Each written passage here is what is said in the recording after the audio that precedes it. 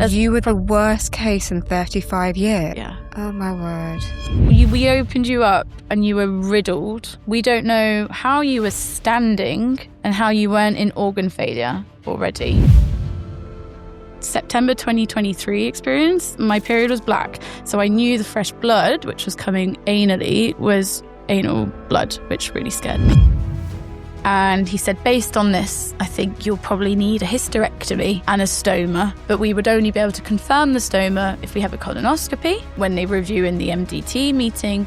But whilst we wait for that, I would suggest going on chemical menopause. So that was my shit sandwich, going in being like, do I maybe have stage 1? Oh no, I have stage 4. And although the gynae team, when I have met them, have been amazing, I got put back to the beginning. So I had to have a gynae consultation to go through my story, an ultrasound scan, and a scheduled MRI. Again? Yeah. Can I ask you, how much was the surgery in the end? It was just a lot, and that was the moment I was like, what am I doing? So I quit my job the next day. Whoa. I want to ask you something, and this could be really hard to answer. Okay.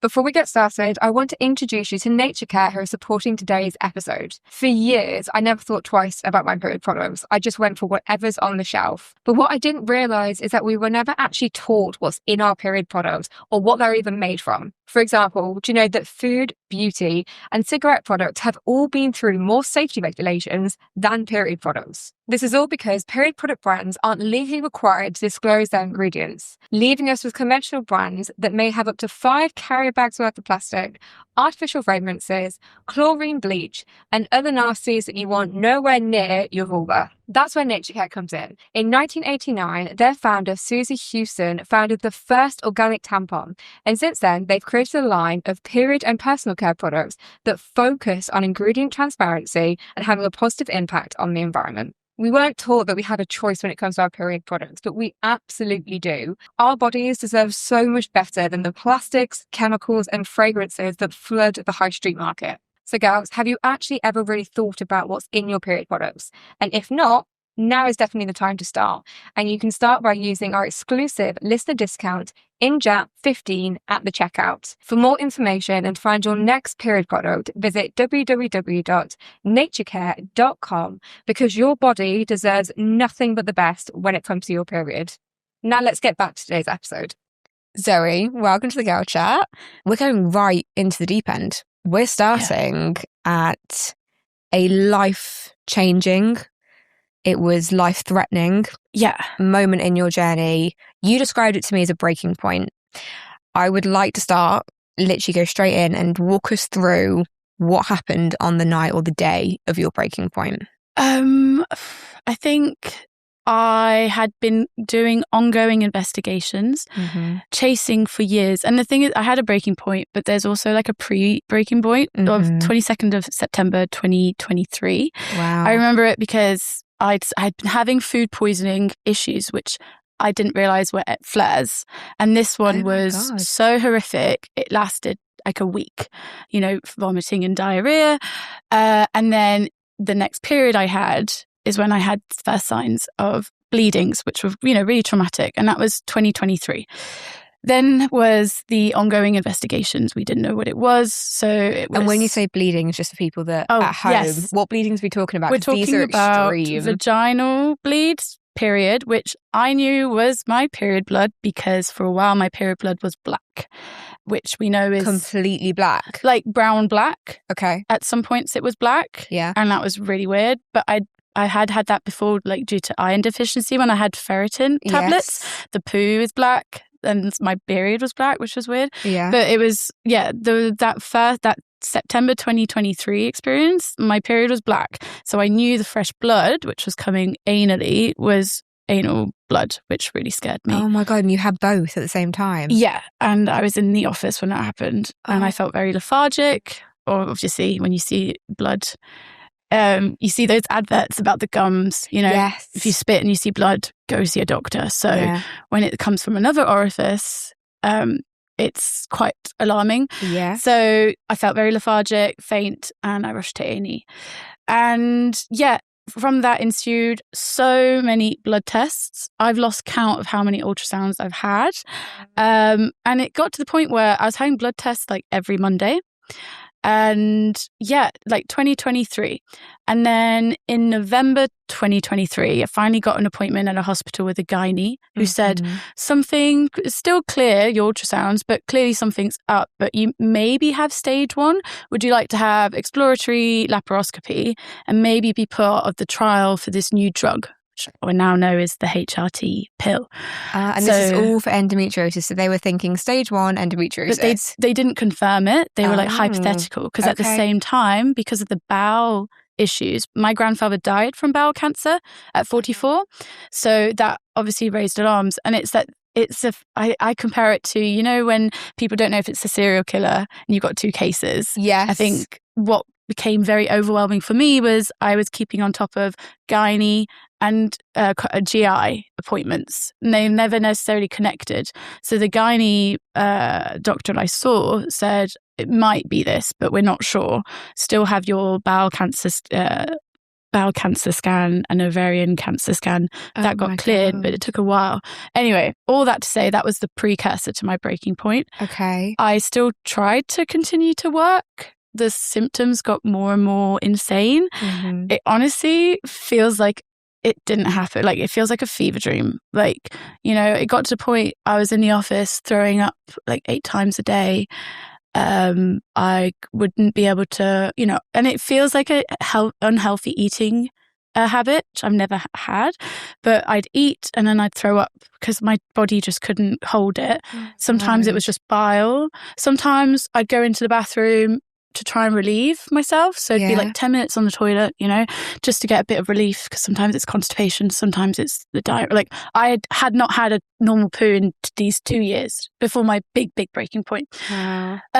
So I finally, you know, had the breaking point when I finally got the confirmed diagnosis in September 24, so a full year after, when like the consultant from the HRT pill from this hospital called me and she said in May 2024. So longer, you know. So quite a few months after October, November. Yes. So she said, I've reviewed your scans and reports and something doesn't add up to me. I think it's a lot more severe. And she said, I think you've got potential of we would need to remove your ovaries. This was on the phone, by the way. And I was in the office when I took this call. Oh, no. And I was just like, what the hell? Because again, like with all these symptoms, I wasn't myself. Like, I'm completely just exhausted and trying to keep on top of chasing and the stuff that happened outside of my health was just a lot. And that was the moment I was like, what am I doing? So I quit my job the next day. Whoa. Yeah, after that phone call, because that's when I realized, like, I can't keep giving everything to this job. I need to focus on my health. And it wasn't something that just was reactive. Obviously, it's been going on for so long, like we said, like September, May, you know? Yeah. So it was gradual, but that phone call was this like wake up call of like, we need to focus on this. This is a full-time job in itself. So I just knew I couldn't physically continue. Yeah. So yeah, quit. And then it was September that I got my confirmation. And that was so messed up in itself. September 24? 24, yeah. So, wow. So May we're talking 24. Like so we're talking like a whole year from the original date of bleeding, both vaginally and anally, going to A&E, then more scans and tests, then November, then May, then September. Yeah. And do you know what's mad is, since listening to your episodes, is that my timeline isn't like that long, like in the grand scheme of, which is so messed up to say because my symptoms were so severe, right? But a year, you know, we hear so much longer. And yeah, I mean, at the time, I'm just going with every day. But yeah, it was going into this appointment, still believing, by the way, that the classic thing of, oh, nothing's wrong with me. This is in my head. And then the doctor giving, so I don't know if I can say this, but my friends and I joke, one of my friends, she's a vet, And she said, oh, he gave you the shit sandwich. So do you know what? Me and my mum talk about that all the time, both in like a personal and professional setting. Yeah. Where, for those that don't know, the shit sandwich is you say something good or positive or kind of uplifting. In the middle, you go for the absolute worst news, or you say something like kind of negative or constructive to someone, and then you go back to something positive. Yeah. So what was this sandwich? So yeah, it again just feels, just to remember it now. So I'm sitting down and he's going through my MRI and he's pointing out all the really good stuff, which now I look back wasn't. He was like, oh, this all looks fine in terms of your bladder looks good, your cervix looks good, your vagina looks good. And I was just sitting there like, oh my God. Because it felt like half an hour. It was probably 2 minutes. But that 2 minutes, I was like, oh my God, I have made this up. I've quit my job over this. And then he said, I was like, and I actually said to him, oh, so I'm all good. I'm good. And he went, well, no. Oh, okay. And so then he showed me the MRI. There's this mushroom-shaped nodule, on the MRI. And he explains that it looks it's mushroom shaped and it encapsulates bowel, vagina, cervix. But they don't know at this point if it's deep infiltrating my bowel. But they know from this, and also the inflammation, which was measured at 13.2 centimeters. But also 10 centimeters, or I think 11 centimeters away from my rectal. So does that make sense what I'm saying? So rectum, and then I had a 11 centimeter, 12 centimeter like gap before the inflammation started. Wow. And then it showed as 13.2 centimeters of inflammation in my bowel. Okay. So in very layman's terms, it was basically showing an enormous level of inflammation from your bowel to your rectum, which then obviously is affecting everything to do with your bowels and your bowel movements. Yeah. And then did that kind of flag something in your brain about the bleeding that you'd been experiencing? Yeah. Okay. So when he's saying all this, it's this moment of, oh my gosh, I'm not insane. But also so complex, because it's the happiness of being like, I was right, something's wrong. Mm-hmm. But then also because of the shit sandwich, it's then I'm dealing with him saying that I've got stage 4. So yeah, he said I needed these MDT appointments. And he said, based on this, I think you'll probably need a hysterectomy and a stoma. But we would only be able to confirm the stoma if we have a colonoscopy and when they review in the MDT meeting. But whilst we wait for that, I would suggest going on chemical menopause. So that was my shit sandwich, going in being like, do I maybe have stage 1? Oh no, I have stage 4 and I have to have a hysterectomy, stoma and chemical menopause. I feel like we just need to pause just for a minute, because I feel like I'm hearing that for the first time as someone that's not my body you're talking about. That's horrendous. I think the struggle has been, my body has not felt, I'm not in control of my body. Yeah. And so it's such complex feelings of, I'm relying on you. Yes. I'm not a doctor. Yeah. And I had been years going, hey, something's up. Okay, let's get a referral for an ultrasound. And I had horrific ultrasound experiences where the technicians didn't even give me the heads up of going in.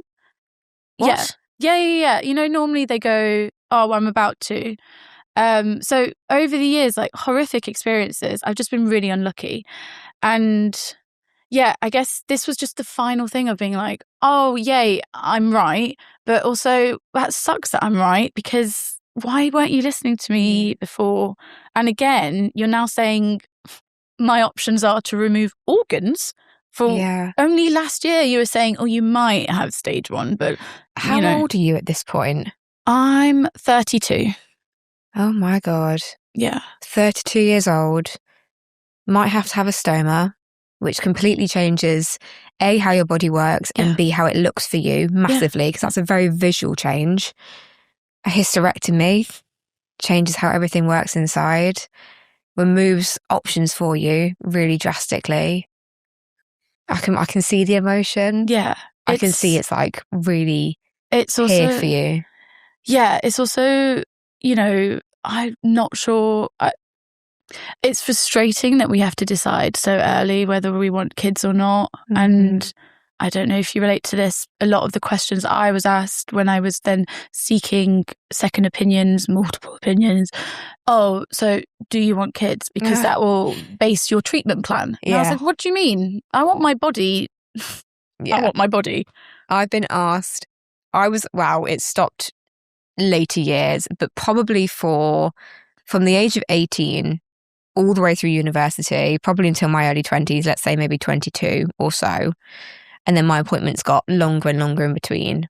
But that entire 4 or 5 year period, every 6 months, I went to the consultant, and the first question that I was asked is, what are your fertility plans? What do you want to do about kids? Do you want to get pregnant? Are you going to get pregnant now? I was still basically a child myself who was going out of university and doing whatever the hell she wanted, because that's what uni is for. As you should. As I should. And you're so right. I wanted the first question to be, how can we help your body to work better? How can we stop you being in pain? How can we give an 18-year-old child quality of life back so that it doesn't feel like she is just slowly dying on the inside at such a young age? Yeah. But no, the question is, when are you going to have kids? Do you want kids? How are you going to have kids? And I don't know if you felt the same way. I really struggled with this potential imaginary being, who's not in this world right now, has just as much of a say in my life right now. Yeah. And I don't know if that's a controversial opinion, but I've really struggled with that, because it's like, I'm the one here that's in so much pain. Yeah.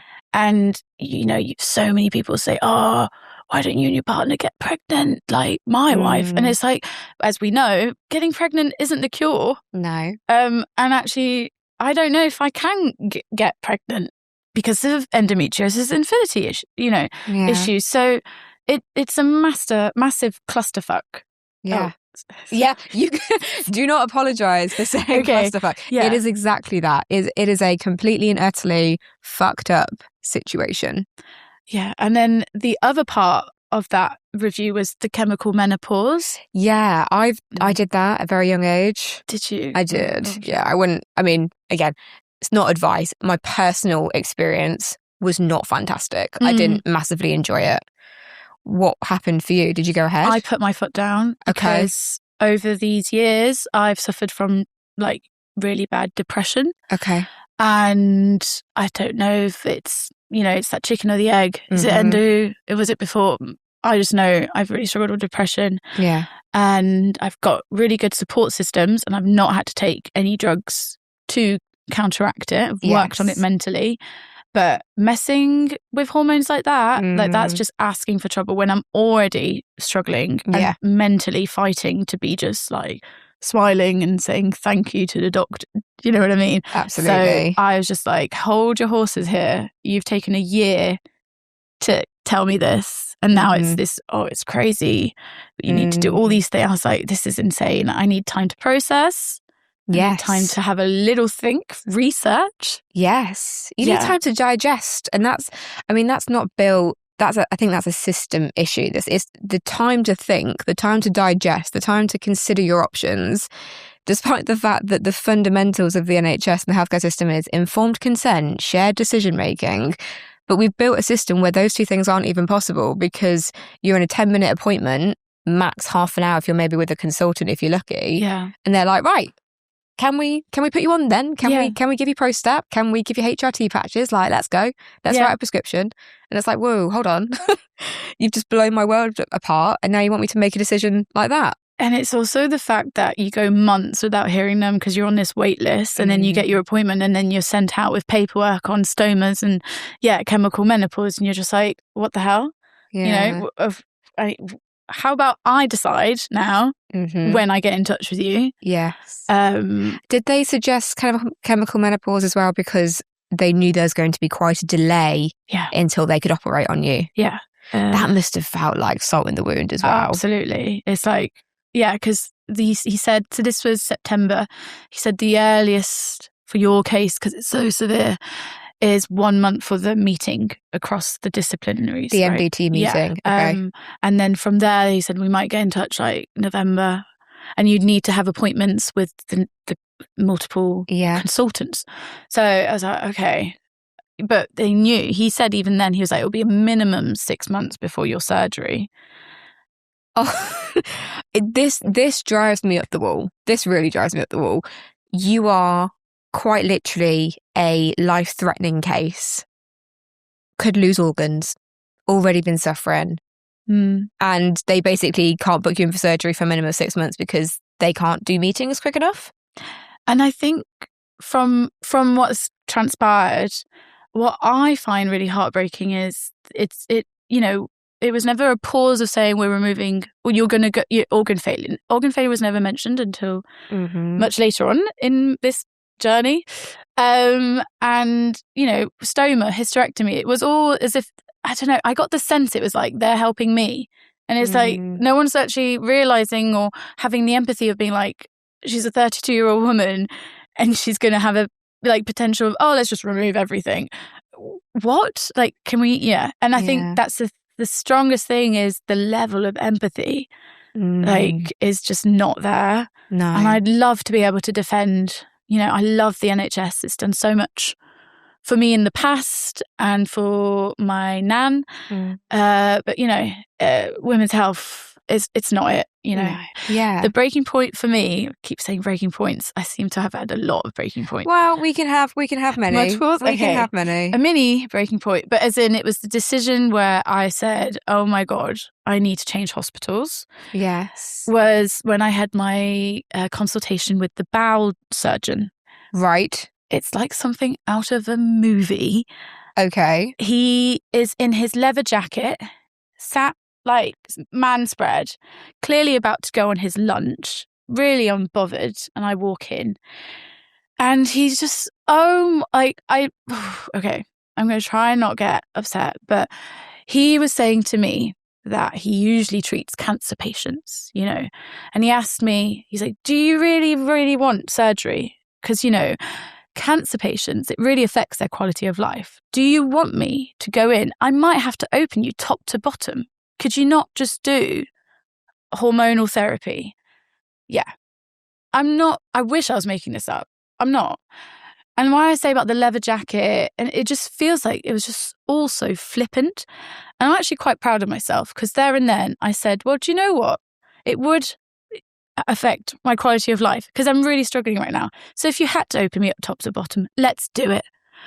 And he was just, and already then I was like, I'm not letting this man anywhere near me. No, wouldn't let him touch you with a barge pole. Like, if that's his attitude, just because I'm not a cancer patient, Is that, I was just about to ask you, is that the impression you got, that he thought you were less important or less worthy of surgery because you didn't have cancer? I think so. I think he was trying to, advise me strongly that surgery is the last resort. Does he even understand endometriosis, this guy? I think because, again, I don't know, if he was an endometriosis specialist.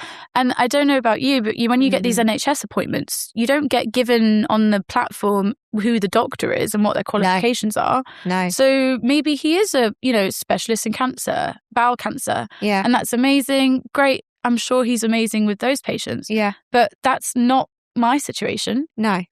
So what are we doing here? And really interestingly, I spoke to another lady who had a very similar but different experience where the initial surgeon for her endometriosis exploration, who was an oncologist and an extremely talented, fantastic oncology surgeon, like cancer surgeon, but when he diagnosed with endometriosis, he completely misdiagnosed her with stage 1 and she had stage 4 very similarly. And then awful things happened as a result of not doing that properly. Yeah. But his arrogance and his ego around the fact that, well, I'm a cancer surgeon and this is just endometriosis, this is just a reproductive thing, was really costly. Yeah, we're at the hands of consultants and surgeons who are so powerful. And why should I have to struggle and be in pain for you to get awards or have a little pat on your back? Like, that's the imbalance is insane. Yeah. So I left. I sent multiple voice notes to friends. Very glad you did. Being like, what the hell? And I contacted my GP and I said, okay, I don't know what we're doing, but please put me into any other hospital. Yeah. So they got me into UCLH. Which is? In London. Yes. Centre of Excellence. Okay. And I thought, oh, great. Sigh of relief. The thing is, and I didn't know this, NHS hospitals have an issue transferring files over. Oh, come on. Did you know this? No. So my MRIs couldn't, it's not an easy fix. You have to contact like a people team. You have to send emails, please. And I said to them, what do you mean it's not an easy forward email? Like Google Drive, share a file, like on the cloud. Yeah. No, there's apparently rules and regulations that you can't just do that. So you have to submit a request through the people's team, and then it takes ages for that file to be sent. Luckily, I had pictures on my phone I'd taken of the MRI. But another hurdle I had at the UCLH, although the gynae team, when I have met them, have been amazing, I got put back to the beginning. So I had to have a gynae consultation to go through my story. I then had to have an ultrasound scan and a scheduled MRI. Again? Yeah, because said it's a different hospital. They said it's a different hospital and we want to just check it's still the same.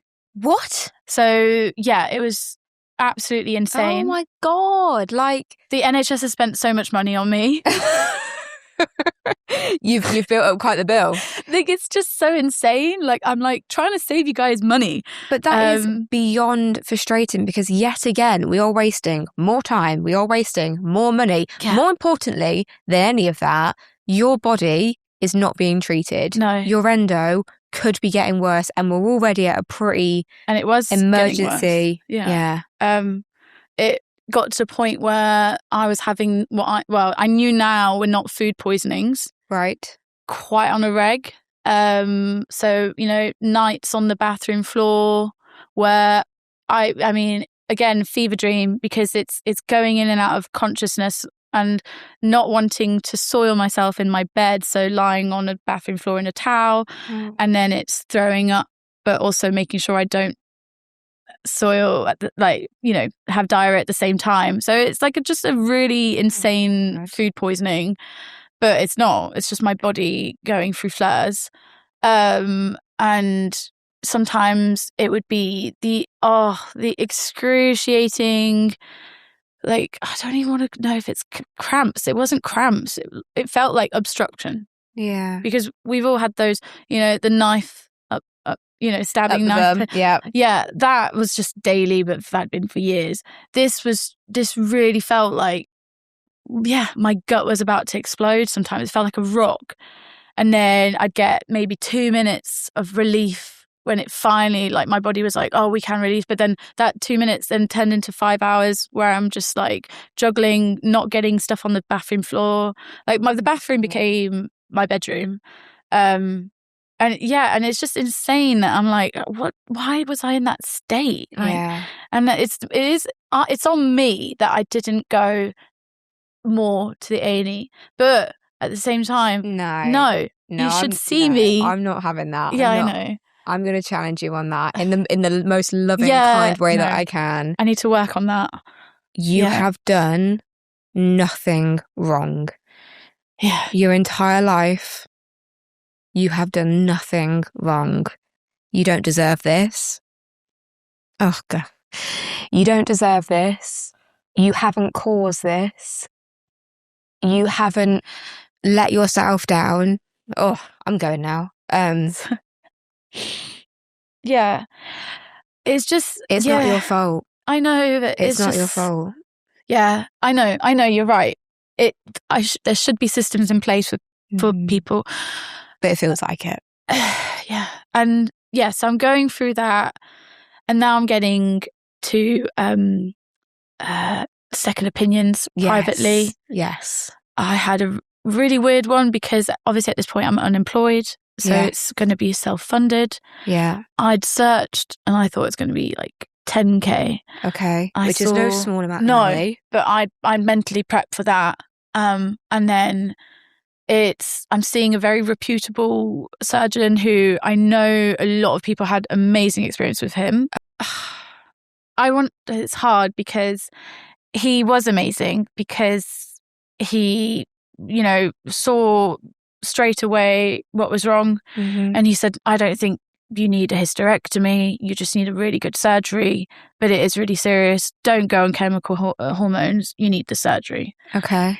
But then when I said that I would be self-funded Mm-hmm. and I didn't have health insurance, he said, oh, well, why don't you stick to the NHS? Why don't you save that money for a nice holiday? Yeah. So this person who I'd searched, seen so much positive, reviews, who did listen to me, and was amazing in this consultation, just completely, again, just completely like floored me in like 2 seconds with that comment. And I jokingly, because my knee-jerk reaction is to joke. Mm-hmm. That's my way of coping. So my knee-jerk reaction to what he said was, oh, well, a week in hospital in Chelsea Lister Hospital sounds like a holiday to me right now. So let's do it. And but in my mind, I was like, I don't know. He's in my scope. Yes. But I don't know. Did it, from the outside, having lived with the condition and having a lot, not the same story as you at all, but having a lot in common in some ways, I could understand from your perspective, sitting in that chair, why that comment touched a nerve and why that. But just to explain to people that may be thinking, okay, well, maybe he was just trying to be nice or save you money. What was it? Was it the fact that comment undermined the severity of your problem? Is that what the issue was? I mean, we're taking a quick break to say thank you to today's sponsor, BU Period. When it comes to women's health, I'm obsessed with all things holistic and natural. My go-to product is BU's pain relief patches. The combination of menthol and eucalyptus is pure bliss when an endo flare hits. Whether it's pelvic pain, back pain, leg pain, or anything else, they give me the instant and long-lasting relief I need. And you can even set up your own subscription so that you never run out of natural pain relief. If you want to get your hands on BU's patches, you can find the link in the show notes. And make sure you use the code INJAP10 to get your exclusive listener discount. Now let's get back to the girl chat. It's the idea that I had the luxury of taking time out in all of this and be like, yeah, actually, I'm going to have a nice holiday. No, I can't have a holiday. Spending my nights on the bathroom floor. I'm seeing you because this wait list is insane. I've just had a horrific experience with that Mr. Bow. And I'm now put back with UCLH, who in the end, they had me down for potential surgery, after the MRI and stuff, potentially December 2025. Oh my God. And I was just like, that's why I'm seeing you. What do you mean go back to the NHS? That's why I'm here. I would have stayed with the NHS if I thought this was fine. Wouldn't we all not shed out thousands and thousands and thousands of pounds if we could just stick with the NHS? I would love to. I could have gone on numerous holidays if I hadn't spent the money on surgeries. Yeah, and the kicker is that when he finally gave me his quote, it was 35k. So I just £35,000. I mean, who spends 35k on a holiday? I no one really want to see what that's like. But that was just like the nail in the coffin. I was like, okay. And then that's when I realized, I was like, okay, my surgery, because that's the kicker, is I'd have to stay a week in the hospital. I think they already, based on the imagery that they already had, they were already saying it would have to be a week. And that was the most expensive thing, is staying in the hospital. Actually being there. Yeah. So take me to the actual surgery that you did have, because you did have a surgery. Yes, and I want to shout out Dr. Tsepov. He's my consultant. Oh my God. Yeah, oh my God, I didn't know that. Yeah. Dennis Tsepov. I saw him in January 2025 and he listened. Isn't he incredible? Yeah. And empathetic. And he said sorry. that I went through what I went through. And he said, I think you've got really, really severe case here. And he was so open. He gave me 3 bowel doctors' names. And he said, I think for you, this man, but it's up to you. Have a think, research. And it was like, come back to me, you know. And so I was still, in the appointment, I think I was so elated. I was like, yes, I'm having a surgery with you. And he was like, let's think, like, take a moment. And I think, like, just those little things, you know. Yeah.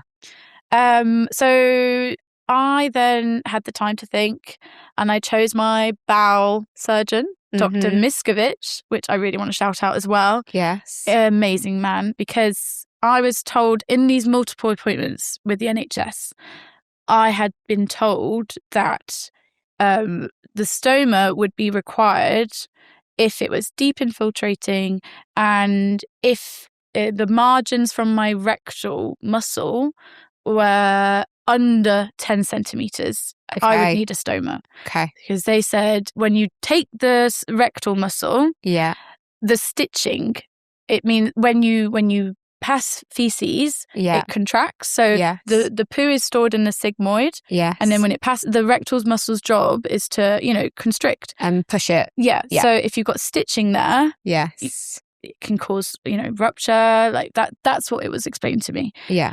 And so when I saw Dr. Miskovich for my appointment, when I then was like, okay, we're going ahead with Dr. Dennis, he said to me, I've not done a stoma since 2017. I have also had cancer patients. But again, this moment, I'm on the same playing field as a cancer patient, which I think is really important. You are? With him, as in, sorry, how he treated me. Yes. He wasn't saying, oh, I treat cancer patients. Your level playing field. Yes. Yes. Okay. And he said, I've had cases where I've had to remove like a lot more of the bowel. Yes. And not had to do stoma. Okay. However, you are high risk. So we are going to prep because I don't know what I'll see, but I'm going to try my hardest for you not to have a stoma. Wow. Yeah. And, then I had my final period, February 14th? And it was the scariest because I was awake 48 hours, pints of blood.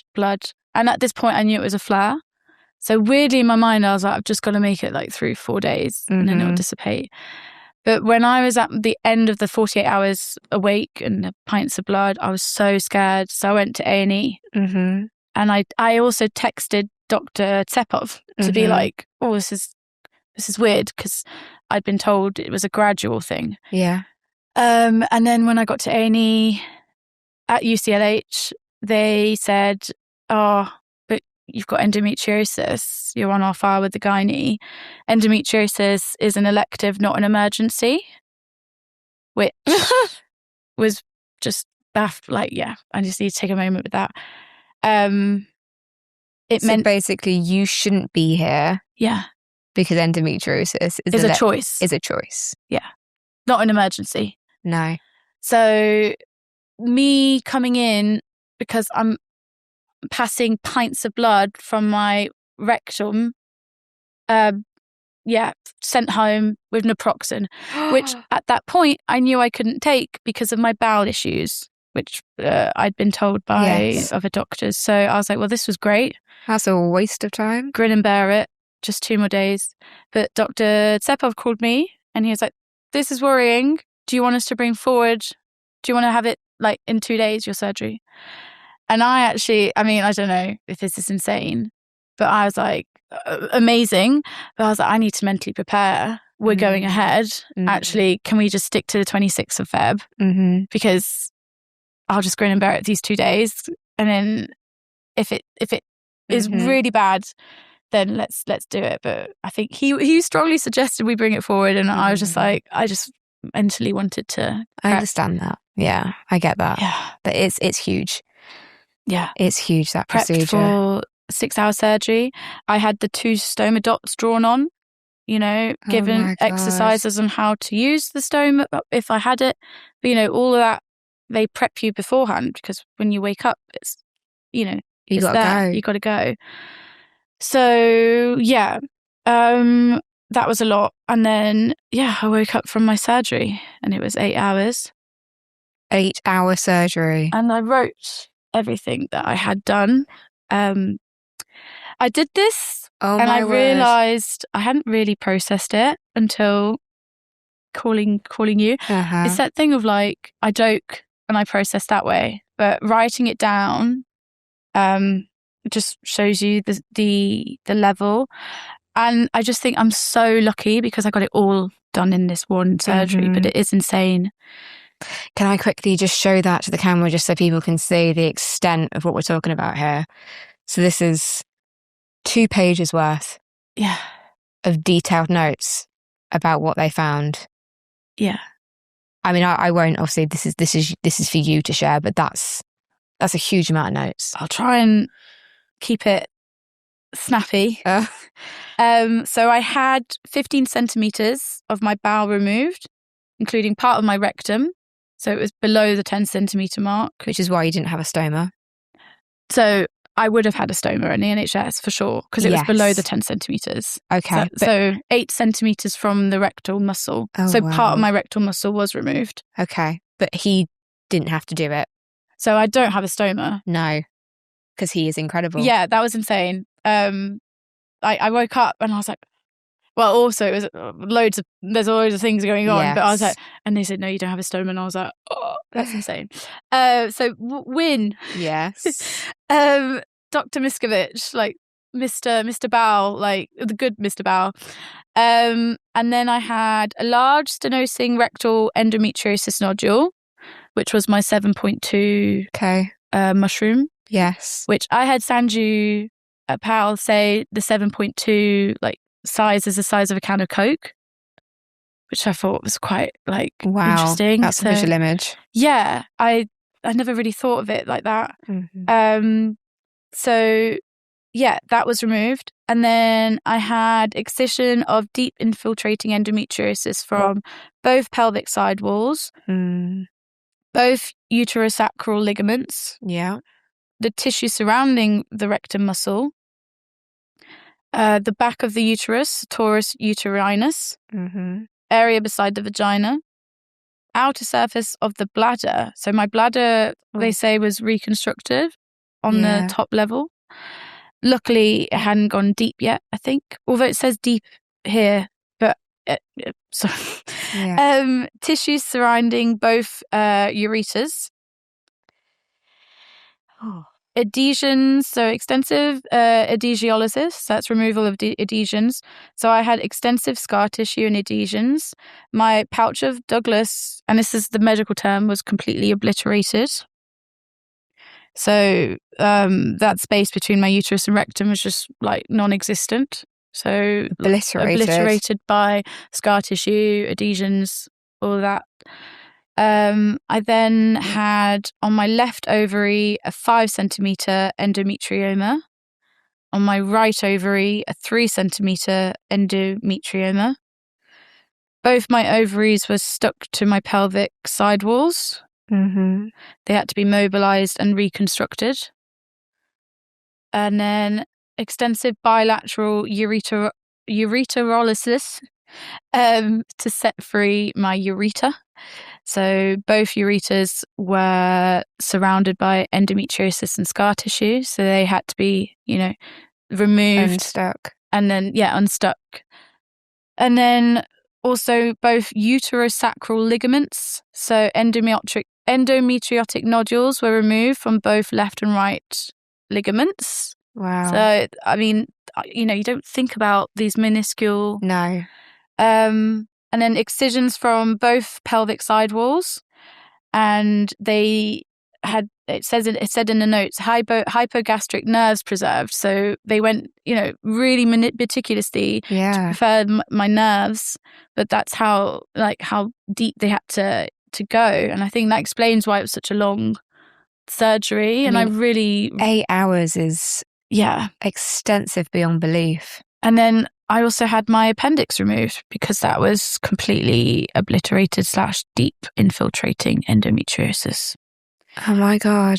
Yeah. And then, outer lining of bladder. And luckily they didn't have to open that. But the bladder and the appendix, I did not know about, No. Yeah. It's a long ass list. Yeah, it is. It's exhausting. But yeah, it made me realise, it wasn't in my head. But no, you're going to hate this. No. Going into that surgery, I thought maybe I'll wake up and you'll say there was nothing there. I could never hate anyone for saying that. Never. The delusion on both sides, it's insane. Like I had the physical symptoms, had the scans, had the doctor say I'm prepping for a serious surgery, and I still was like, part of my brain was like, maybe it's all made up. Yeah. But maybe there's hope in that. Not hope. I mean, we talk about the conflict, don't we? In some ways, your brain's going, please, for the love of God, someone tell me that I've got this thing wrong with me because I'm losing my mind. Yeah. And I need someone to tell me that this is real. So part of your brain's going, please, someone just say that to me. And I can't speak for you, but just from my own experience, I can also still remember the part of my brain that goes, maybe I'm just having a really bad time. Maybe it's just food poisoning. Maybe maybe my body's just struggling right now. I'm stressed. Maybe this is just a tough time. There's not something life-changing, life-limiting, massively fundamentally wrong with my body. Maybe it's not that bad. So you've got two very strong voices on either shoulder, haven't you? Both kind of shouting at each other of who's going to win, who's going to be louder. It's a coping mechanism, right? Yeah. I mean, if you're not telling yourself that and you sit with it, it's too much. It is. For me, anyway. Yeah. Can I ask you, how much was the surgery in the end? Yeah, 35. It was £35,000. Yeah. And most of it was the hospital stay. It wasn't even the surgeon's fee. It was just the fact that because it was so extensive, I had to stay, monitored. The recovery was horrific. All other levels of pain, but in my head I was like, this is good pain because we're moving forward. Yes. But I remember when the specialist nurse came to my room on a Friday night, it was me and my partner, and the surgery was on the Tuesday, so we were kind of out of the hairy part of it, shall we say. Yeah. And she sat down and she's like, I don't think you realise how severe your case was. I signed a thing before the surgery that they could film, so I felt like Grey's Anatomy. I knew people were watching, and I did have junior doctors come into my room. They're like, oh, hey, Zoe. So I don't know if I was famous because I was quite funny post-op in ICU on all the drugs, or if it was my case and they saw it. But people were coming into my room and saying, hi, Zoe, just wanted to meet you. But then that's when the nurse came in and she's like, no, I don't think you realise we opened you up and you were riddled. We don't know how you were standing and how you weren't in organ failure already because of how severe it was in there. And so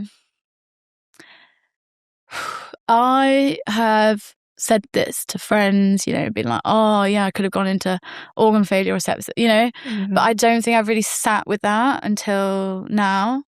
And I think this is why I wanted to come on here because, I don't think we really we all are talking about the awareness of endometriosis, but never in my experience did I think it was going to ever be the potential that I could go into organ failure or sepsis. And knowing that I was at that stage in February 2025, and NHS had penciled me in for December 2025, I know that I might have been walking or at home, and then gone into sepsis or organ failure.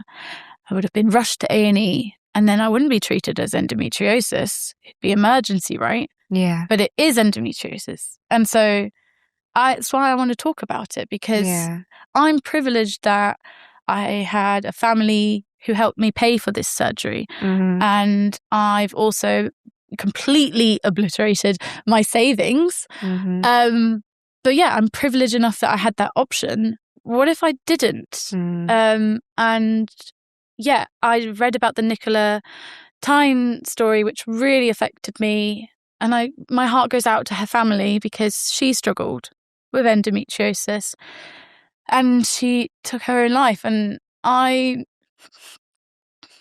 just, oh God, it just breaks my heart because that is the situation. It is so serious. And I think there was a time where breast cancer was the thing that people were building awareness and, the death rates. And maybe there isn't the same staggering death rates, but there's probably, if we looked into it, some cases like that. And, that I'm not saying I could have died, but I mean, it was so severe. Sorry. No, don't ever apologise. I want to ask you something, and this could be really hard to answer. Okay. You've talked about the fact that nurse came in and said organ failure, sepsis, which are two massive words, scary words. Was it scary for you to hear that you got that close to it being life-threatening? I'll be honest, I don't think I processed it. Okay. I think I was, just like a couple of days out of surgery, right? Yeah. And so they were scary words, but they didn't feel connected to me. Okay. Because I'm already now, weirdly, my brain is like, we're in recovery. Yes. He's come in and told you, we've removed everything. Yes. You were the worst case in 35 years, but I've removed everything. You were the worst case in 35 years? In his experience at that time. I don't know now, but yeah. Oh my word. Yeah. But even see how I'm I just brushed over that. I don't know. I think, is that my coping mechanism? But I think that's why it's important. And thank you for asking the question, because you're right. It is difficult to answer. And I'll be honest, I don't think I really processed it. That's maybe my own way, and then when we, bringing it up with friends and we talked about it and they're like, oh my God. And I'm just there yeah. So. But you're in it, aren't you? You're living it every day. You've got 101 things to do to just function and to just get by. And in some ways, processing it, digesting it, taking the time to sit and think about all these hundreds of awful, good, bad diagnostic things that have been said to you. In lots of ways, that's a luxury that no one's ever afforded you, because when would you have the time? You've been just trying to survive for so long. How could you process something like that? I think you touched on something. Yeah, I've never been able to sit and reflect. It's like you said, survival mode. And I think I've been very good at being in survival mode. Mm-hmm. But yeah, I think being able to take a step back and process, like you said, those words has made me realize how close I was. And it's that thing of had I gone into A&E with organ failure, they would have treated the organ failure. Yes. The endometriosis would have stayed.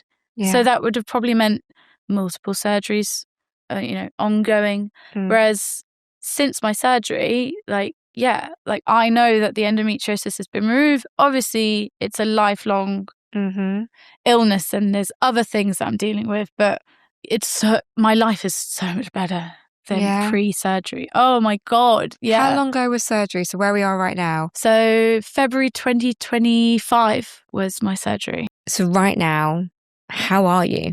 How is your life? But it's all relative compared to the life I had pre-surgery. Amazing. Independence. I do not need to be scared about leaving my house, knowing where the nearest toilet is. The potential of soiling myself if I go out. Actually go out and see friends and actually still go to the toilet, but not be obsessive about it. Yeah. My energy levels are better. Pre-surgery, sometimes I was sleeping 20 hours a day, Wow. It was just sleep and toilet, bathroom, right? So anything is better than that. Yeah. So yeah, I do have my life back. But why I say relative is because what I'm struggling with now is relearning my body. And also I've never allowed myself to really be receptive to pain. So the recovery weeks after the operation were very hard because I'd be feeling pain, which my brain is just dismissing because that's the habit that I had built. But, you know, I had doctors telling me I'm on bed rest, 24-hour monitoring from my partner, or if my partner's not there, a friend. Shout out my amazing support system for helping me. You know, my birthday was 14th of March, so very soon after my surgery, and they all took me out in my little wheelchair. Aww. And they all had, you know, roasts and stuff. But just having that, like, I didn't have, well, obviously they were always there for me, but that felt amazing, being able to go out the house, having the people I love so much around me. And now, like, able to do things. But I say relative because now I'm struggling to, like, find work, you know, the financial issue of spending so much money on surgery. It's like, great, but what do I do next? Yeah. Well, you said a minute ago, interesting, when we're talking about how much it cost you, you said a minute ago, you know, I'm in a very privileged position that I was able to use my savings and have family support. Obviously, not disregarding that, because we know that finances are difficult for a huge number of people, and it is incredible if you have it to have a network or a family connection or something where financially you can be supported. Not everyone has that. But then part of me goes, well, you having to use your savings for surgery that you needed for so many years that you were denied because the system and the people failed you, that is not a privilege. No. That is completely and utterly unfair. The hard work and the money that you earned and you went out and got in the most difficult circumstances where you had to escape to the disabled toilet every day at work, that money was yours. You deserve that money. You earned that money. I worked so hard to save up, you know. Yeah. And like you said, it was mine. It wasn't my parents. Like, I worked for that. And it's just it's so demoralizing. Absolutely, because now it's like, just this week, you know, I contacted my savings account. Can I sell my last few ISAs because I need that money for, you know, month to month kind of thing. And it's like, that stuff that's meant to be, you know, sat away, you don't look at it and you don't touch it. But what is the point of me putting money away for a future that, like, you know, looking back at the last year I had, wasn't necessarily guaranteed. You know, so I need that money now. I'll worry about later at this point. Like, I'm starting completely afresh. In a way. So it's all relative. Yes. And it's not black or white, is it? It is the epitome of the grey, the messy, the unknown, all the different colours mixed in together. Nothing is simple. Talking about the future as we head towards the end of the chat, which is a real shame because there is so much more we can talk about, and I think we may have to come back to this at some point because there is so much we haven't talked about today. But a big question that I want to ask you as we bring the chat to an end is using that word future. When you look at your future, can you even look at your future? Or if you can, what does it look like for you at the moment when you look ahead? I try. I think there are so many paths, right? I've been actively looking for work since October. I gave myself time to recover. And I think it's hard because I'm wanting to apply for more junior roles than what I did before. I also used to work in the wine industry, which I was thinking in October, maybe I don't go back into that because of alcohol, inflammation. So then I took a step back and I was like, what is it that, you know, I enjoy? And it's the people connection, teaching people about wine. I love wine, but it's like health. And then my issue is I have senior level roles, but I don't feel like I should be going into like senior manager roles. I've had 2 years off. And so I'm applying to maybe more junior to, again, like maybe not wine industry, but I'll work my ass off. And I wish it would be more open of, I'd be like, transferable skills, endometriosis. Like, show me someone that can deal with what I dealt with and still have a smile on their face. Yeah. Like, that's me to a T, but you can't say that in interviews. Yeah. So the thing if you put those skills on a CV.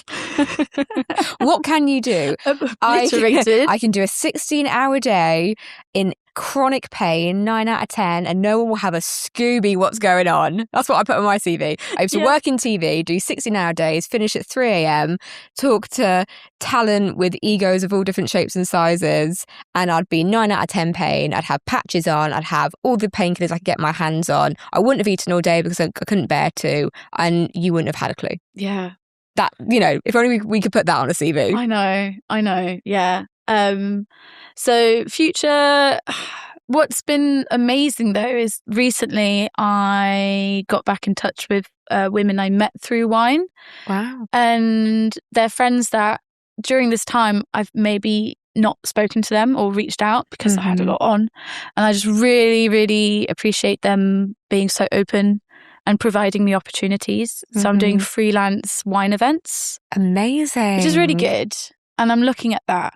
But yeah, that's why I'm saying it's hard. I don't know what my future is because there's part of me that's like, oh, well, maybe I go down the freelance. But then there's part of me that's like, I just want a little bit of structure. Of course. Month to month so that I can rebuild and then look at maybe just enjoying my life just for a little bit, like catch a break. Yes. And then there's the other part, which is like, events and and then there's the other part of me. It's like, is that even what I want to do? Like, yeah, I'm at such a crossroads. And yeah, again, it's the anxiety of going for a job and I can't guarantee that I'm not going to have a really bad flare in the future. And I've noticed this online. There's a lot of anxiety people have of, you see the words hit the ground running. And it's like, okay, yes, I'll hit the ground running. But can I ask about the support systems in place, like flexible hours? I feel like we're regressing back to 5 days in the office. And sometimes that might not be possible. So I overthink that side of it. I understand the fear though. The fear and anxiety around that is completely understandable because you had something you loved and were so good at and you had that ripped away from you, again, for reasons that weren't your fault. To migrate back into that world is a big shift. 2 years of just focusing on health because you absolutely had to, which was the right decision, to then trying to get a different kind of balance. Like there's a lot of movement there, isn't there? Like you talked about safety, makes me imagine like a safety net, the pillars, the foundations, all these things that we like. We need concrete, not moving. We know where we stand. That's what makes us feel safe, right? A house, somewhere to live, someone that loves us, a support network. All those things are so fundamental, and you had so many of those things ripped away from you. It's hard work rebuilding that foundation. Yeah. And I think, it's hard work. I'm tired. Yeah. I just want to catch a break. Yeah. Like you said, like I've been through a lot, and you'd think surgery would be like, oh, just had surgery. It went so well. Like, can we, like, I want to take a moment. Like I had the best MDT, best treatment, worth 35 bloody K. Yeah. Because it's not there. And I've had scans since. I do have adenomyosis, which I realise I've not even discussed. But the fact is, endometriosis, they've checked, it's not there. I have scar tissues from the surgery, but not scar tissues from endometriosis. Yeah. So, and it's, we're a year on. So, yeah, that I feel so happy about. And yet I feel like I can't be, because now it's, well, I need to, like you said, like rebuild my life, get back into hard work in another way. And it's just exhausting. Yeah. Like, can I just get a break? Can I get a little like, well done? Yeah. Well, if you could choose, let's just play this out, because I think it's helpful for our well-being, let's say, in some ways. Let's play this out. If you had a magic wand, if you didn't have the pressures of, I have to earn so much to keep a roof over my head. And I know people are going to say they're real life things. I know we can't just live in a make-believe world, I know that. But if we could just wave that magic wand and all those essentials and worries and fears about bills and all the rest of it could just be solved just for a little bit, and you had time. Yeah. What would you want? So I would want to combine my wine knowledge. I'd love, again, it's something that I've thought about in recovery, but the finance and the overthinking happens. So we're removing that. Yes. I would love to find a way of making like events in my area, which is London. I feel like there's a lot of people there, where I feel like we have so much support systems and we have your amazing podcast, but I would like to look at it from a more fun, like venting, like unwind with wine. Like that name. And just have it so it's like, it's not just like the doctor's notes and, a space for us to unwind, maybe connect with other people. And I can maybe like try and tie in like wine with like a topic that's guided. And then just like that, a side of like community is something that I've wanted to look at. And I think one of my traits is I'm terrible because I won't just do something. I'll like think about it. I've been sat on this since my surgery, like just starting an Instagram or something, that's just not me. I'm not really good at that stuff. But I'd love to build that, like a wine, like community space, something. And then I would like maybe a job in events, because that's where I have skill sets, but in another industry that maybe like is something that matters, or maybe a creative, something that is engaging to me. And then I'd like to be, because I've got all the money, I'd like to go on that 35k holiday, travel the world, start hobbies again. Yeah. Amazing. Okay. Well, I'll make you a promise then, because you've just said that on this podcast, that'll go out to the world. If we really believe in manifestation, whatever you want to call it, affirmations, you've just put that out there. So I'll make you a deal. We'll do an event. Okay. Yeah. Yeah. Okay. You go away, think about what you want to call it, think about what you want to do.